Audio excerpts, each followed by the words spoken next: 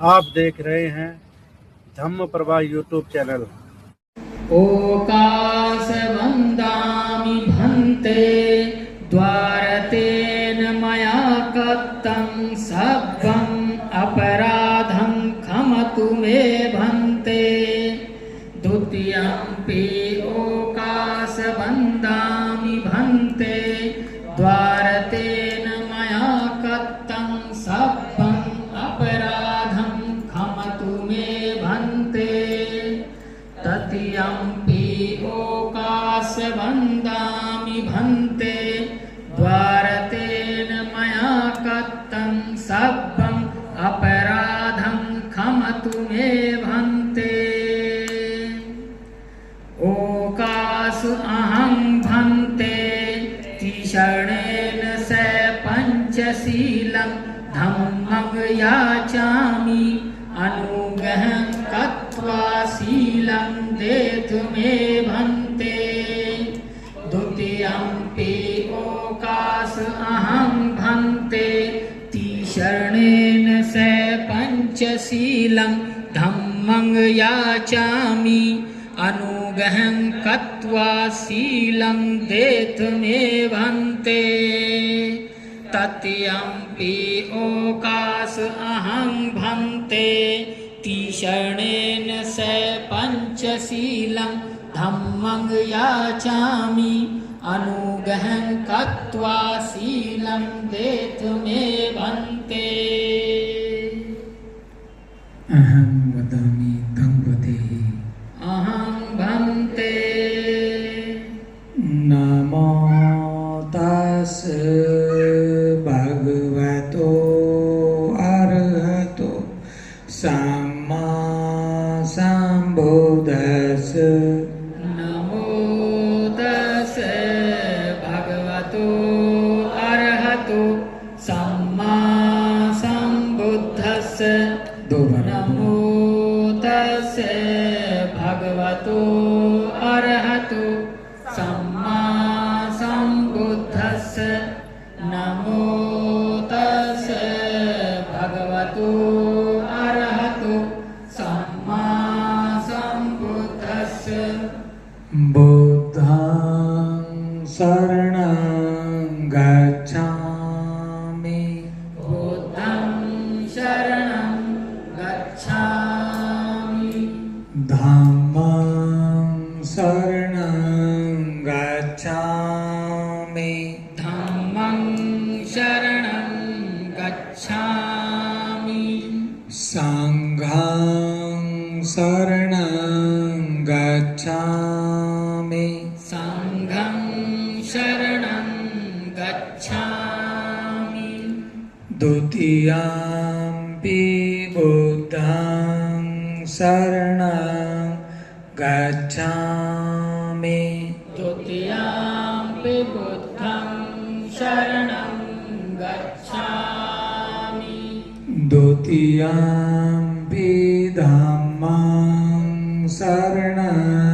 गच्छामि द्वितीयम्पि धम्मं शरणं गच्छामि द्वितीयम्पि संघं शरणं गच्छामि द्वितीयम्पि संघं शरणं गच्छामि तृतीयम्पि बुद्धं शरणं गच्छामि तृतीयम्पि बुद्धं शरणं गच्छामि तृतीयम्पि धम्मं शरणं गच्छामि तृतीयम्पि धम्मं शरणं गच्छामि।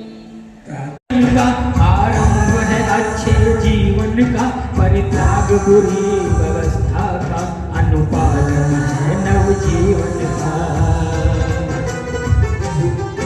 सानिध्य में भन्ते राहुल के अब बच्चा बच्चा बोलेगा, मेरे भक्त की आवाज है। मैं बहुत हूँ जाति से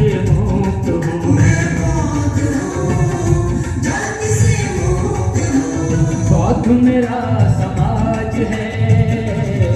महापुरुषों की आवाज है, महापुरुषों की आवाज है।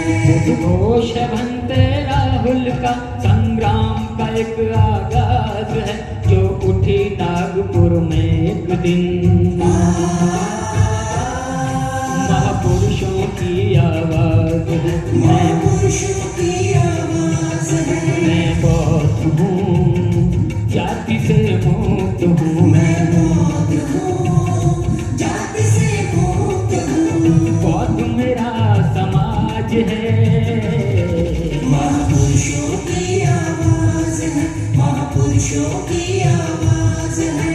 उद्घोष बनते राहुल का, मैं बौद्ध हूँ, जाति से मुक्त हूँ। मैं बौद्ध हूँ, जाति से मुक्त हूँ। मैं बौद्ध हूँ, सभी बोले जाति से मुक्त हूँ। मैं बौद्ध हूँ, जाति से मुक्त हूँ। मैं बौद्ध हूँ। कहेंगे मैं बौद्ध हूँ। बहुत बहुत शुक्रिया। फक्र से अभी आदरणीय कमिश्नर साहब ने कहा, उन्होंने कहा कि ये बात जो सरदे भंते जी काम केवल 22 राज्यों की बात नहीं है, ये विचार तो विश्वव्यापी है। एक बात बदलने जा रही है, सारा देश इस बात को गंभीरता से नोट करना। लोग इस बात को मंचों से कहते थे कि जिसने बुद्ध दिए, जिस देश ने बुद्ध दिए वहाँ तो बुद्ध का नामो निशान नहीं है, लेकिन गलतफहमी बाहर होने वाली है। देश में भारतीय बौद्धों के रूप में श्रद्धे भंते जी हमारा मार्गदर्शन कर रहे हैं। और दूसरी घटना 3 तारीख को घटित हुई है, आप गए होंगे। जो लोग अलीगढ़ पहुंचे हैं 3 तारीख को, ये बात पूरे देश में जानी चाहिए। देश के मुस्लिम समाज, जो हमारा मुस्लिम समाज है भारत में, उनका मुख्यालय है दारुल उलूम। एक सभ्यता वहाँ से चलती है। हिंदू समाज का अपना है, सिख समाज का अपना है, वो सभ्यता चलाते हैं। आज मुझे गर्व से एक बौद्धिस्ट होने के नाते बताने में अच्छा लग रहा है, सैकड़ों हजारों साल के बाद जो लोग कहते रहे कि हमारा तक्षशिला खत्म हो गया, हमारा नालंदा खत्म हो गया, हमारी बौद्ध सभ्यता खत्म हो गई, निश्चित रूप से एक तकलीफ की बात थी। लेकिन देश में ऐसी पीढ़ी को मौका मिल रहा है। अलीगढ़ में जो लोग गए हैं उन्होंने देखा है, जिन लोगों ने ये कहा कि बर्बाद हो गया, निश्चित रूप से बात ठीक थी। हम कब तक ये बात करेंगे? 2500 साल हो गए सिलसिले में। अलीगढ़ में भारत में पहली बार बौद्धों का राष्ट्रीय केंद्र की ईंट रखी गई, विरासत की ईंट रखी गई। और मैं इसका वृत्तांत 2 मिनट में सुना रहा हूँ सम्मानित साथियों। ऐसी ईंट जो भारत में हजारों साल के बाद रखी गई, मैं 2 चित्र आपके सामने रख रहा हूँ। बहुत मंगलकारी संकेत है, जिसकी आवाज पूरे देश में सुनाई दे रही है। हम कोई हवा में बात नहीं कर रहे। जब लोग पूरा देश का वहां पहुंचा, दादा नाती से कह रहा था ईंट रख, तीसरी पीढ़ी ईंट रख रही थी। पिता पुत्र से कह रहा था ईंट रख, और पति पत्नी कह रहे थे ईंट रख। 3 पीढ़ी जिस स्वाभिमान के साथ जिसकी संस्था की ईंट रख रही हो, उसको भला कौन चैलेंज कर सकता है?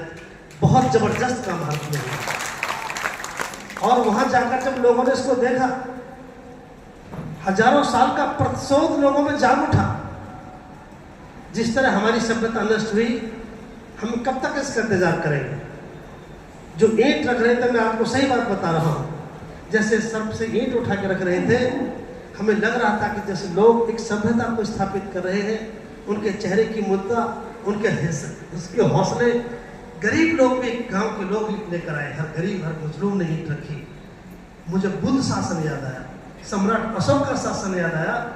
मुझे नहीं पता कि हमने अशोक को देखा कि नहीं देखा, बुद्ध शासन को देखा कि नहीं देखा, लेकिन आधुनिक भारत में जब पीढ़ी दर पीढ़ी रख रहे थे लोग, वो बहुत कॉन्फिडेंस के साथ लोग काम कर रहे थे। देखिए, कोई 100 रुपये, कोई 50 रुपये, कोई अन्न, कोई दाना, कोई पानी, हर आदमी इसमें प्रयास कर रहा था। तो मैं दूसरी खबर आपको सुना रहा हूँ, याद रखना, ये अच्छा संकेत है। जब ऐसी क्रांति आती है तो जाति भी दफन हो रही थी, लोग बौद्ध दिखाई दे रहे थे। पहली बार देश में जाति दफन हुई और बौद्धों की पहचान हुई, तो बहुत शानदार था। इसलिए सम्मानित साथियों, आज की जो बात है वो ये है संक्षिप्त में। अंतिम बात आपको बताते हुए कि देखिए, जब बाबा साहब डॉक्टर अम्बेडकर दुनिया से गए तो ये 3 ही बात कही थी उन्होंने। आज मैं आपको पुनः सुना रहा हूँ, चूंकि बुद्ध जयंती है, ये बात पूरे देश को पता होनी चाहिए। बाबा साहब डॉक्टर अम्बेडकर जब हमें पूरे समाज को बुद्ध के पास ले गए 14 अक्टूबर के। 3 ही सेंटेंस बताते हैं हम लोग, हर जगह बता रहे हैं, और ये आप सबको बता रहे हैं। जब बाबा साहब डॉक्टर अम्बेडकर हजारों साल की बीमारी का इलाज लेकर गए और उन्होंने दीक्षा लेकर के वो खड़े हुए, जिंदगी भर खामोश रहने वाला महापुरुष उस दिन कितना प्रफुल्लित था। उनका पहला ही स्टेटमेंट था